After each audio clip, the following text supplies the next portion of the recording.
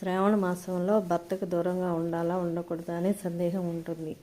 ఈ నెల రోజులు భర్తకు దూరంగా ఉండాలనుకుంటారు. కానీ కొంతమంది మగవాళ్ళు ఒప్పుకోవచ్చు, ఒప్పుకోకపోవచ్చు.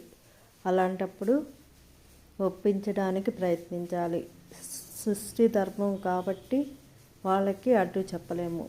వాళ్ళు ఒప్పుకోవాలంటే చిన్న లాజిక్ ఆలోచించండి. మనం ఏం చెప్తే వాళ్ళకి నచ్చుతుందో ఆలోచించండి. వాళ్ళ పేరెంట్స్ గురించి పాజిటివ్గా చెప్పండి.